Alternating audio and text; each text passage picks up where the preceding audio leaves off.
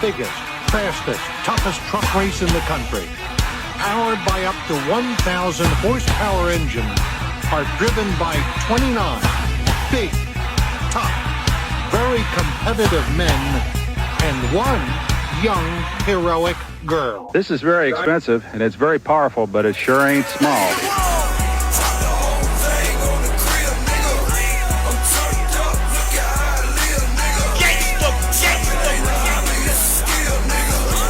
Hey, Brock, we got a lady jack person and another lady helping to wheel the tire out.